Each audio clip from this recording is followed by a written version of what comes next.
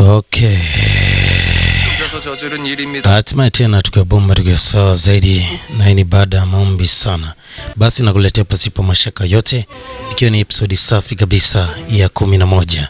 Kuna shida tu zilipita hapo katikati, tukashinda kwenda na wakati, na sasa tuko rasmi zaidi. Na huyu ni Falu DJ. Ukiniita mgoja usoni mambo na kwa kabambeze. Sasa tunaunganisha pale ambapo tulishia katika episodi safi ya 10. Anasema nini ambacho kinaendelea kwa upande huo? Hai sasa ni kwamba tu mama anaigiza kama ajui kilichotokea. Anasema Lady Ong tayari ameweza kuwa arrested kwa kuonekana amefanya mauaji katika jumba la kifalme. Anasema kwa nini unafanya yote haya mama? Kisanga na mwana. Anasema hata hivyo tumefanikiwa kugundua muunganiko wa sumu ambayo ilipatikana katika chumba chake juu ya kichupa fulani hivi. Na pia kulikuwa na ujumbe wa siri zaidi. Anasema pia kuna ushahidi wa macho, yaani ule binti ambaye alishuhudia tukio zima zaidi. Hivyo binti anaingizwa rumande kidogo. Anasema sasa inaonekana sumu ndio iliyomua yule kijakazi, na hata hivyo tu binti ndo anatumiwa akiwa mtuhumiwa wa kwanza. Anasema basi ngoja tuone tu juu ya rumors ambao zitazidi kusonga, lakini kwanza kisha unakutana na wautimu katika eneo la Yeongwangdang. Basi ulikuwa ni jumbe kutoka kwa mama mwenyewe, mama wa mjengo. Anasema kwa ni mfalme amereact vipi? Anasema usije ukavunja sheria kutokana tu na mwongozo wa kile kilicho nacho. Anasema hakuna ushahidi wa kina. Asa binti akiwa katika eneo la gereza kuu, Waidong alifika. Anasema nini ambacho kimetokea? Anasema ngoja nikupe mwongozo tu. Anasema kisha unafika kwa Baeki Jaejeong. Hali sasa upande wa pili kwa mtaalamu Kimu akiwa na mama ku wanafurahia sana.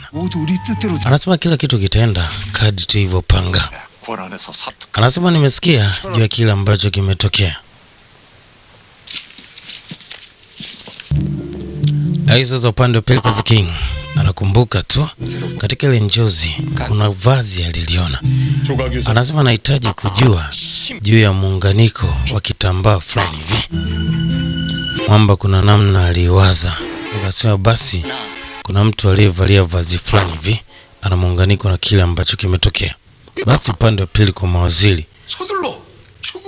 Anasema basi fanya sheria kwa sababu kwa ajali ambayo imetokea tayari kuna ushahidi wa kutosha zaidi wa kujua nani ambaye amesababisha majanga, hivyo wahukumiwe. Anasema sasa unatafuta nini wakati ushahidi umepatikana? Anasema ndachukulia uangalizi zaidi kwa sababu juu ya Lord Ong kuna muunganiko wa kifo chake. Kwa nini ipatikane barua ya mtu ambaye alipoteza maisha zaidi, yani mzee Kang Yusung, ili binti anaonekana babake yuko hai, hivyo hakuna muunganiko wa kina. Anasema basi fanye uchunguzi wa kila kitu the King. Basi Charlie alifika kwa mzee mzima. Anasema yuko ndani ya gereza. Anasema ni nani na nini kilichokuleta hapa?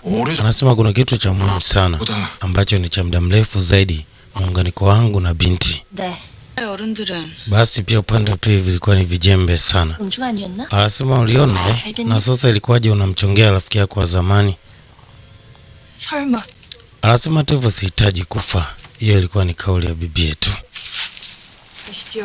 Basi ilikuwa ni majira usiku zaidi.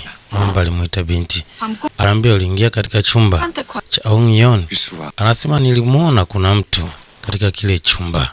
Anasema nini ambao unamaanisha mfalme? Usije ukanitilia mashaka mimi. Anasema ukweli ni kwamba utakwenda kufahamika mapema sana. Hata hivyo sikupata nafasi ya kuingia katika kile chumba. Anasema kuna vazi ambao lina mchoro wa maua. Tulipata vazi hilo, huyo ni mtu ambaye aliingia usiku ule. Sasa upande wa pili kwa Vicheche anapata taarifa kwamba Yunbo kwa sasa yuko katika matatizo zaidi. Anasema sasa nini ambacho tunaweza tukakifanya na nini ambacho wamekireact mfalme baada ya taarifa. Wazee waambia tulia tu. Anasema basi angalieni situation kwa makini zaidi. Lakini pia the King anakumbuka tu ahadi aliyompatia bibie, na binti pia anakumbuka zile kumbukizi ya kwamba the King atamsaidia. Sasa mzee mzima alifika. Anasema yote yametokea ni makosa yangu tu, lakini naomba unisamee kwa kukufanyia disappointed kwa kile ambacho uliniamini sana. Anasema kwa ni ajali ndogo tu. Anasema usio na wasiwasi wala usio na mashaka yoyote. Kwa yule ambaye amekuframe kwenye hii kesi atakwenda kujulikana mapema zaidi. Alimpa mwongozo wa juu ya ujumbe fulani ambao uliweza kumfikia mama mjengo, yani Queen Drage. Hivyo alimuita kijana wake. Anasema nini ambacho unakifikiria? Anasema nafikiria kuna muunganiko wa janja tu ambao zimefanya ili jambo liweze kufika hapa. Sasa wewe kiongozi wa Court Lady au Queen Lady alianza kufanya inspection ya maana sana, kwa sababu kuna kitu ambacho aliambiwa na Queen Drage. Basi katika uchambuzi wa kila mavazi, katika mavazi ya binti mmoja, huyu binti mdogo zaidi, kuna alama ya ua fulani, na ile ua ndo The King aliona katika njozi. Sasa The King baada ya kuletewa ile ua aliuza kitu kimoja, hiki ndo kile ambacho ulikiona katika ndoto.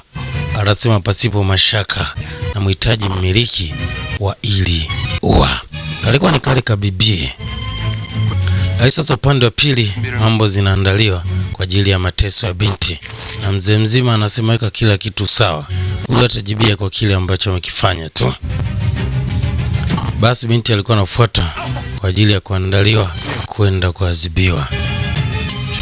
Lakini pia upande wa pili The King aliweza kumkamata binti huyo na akamuuliza tu.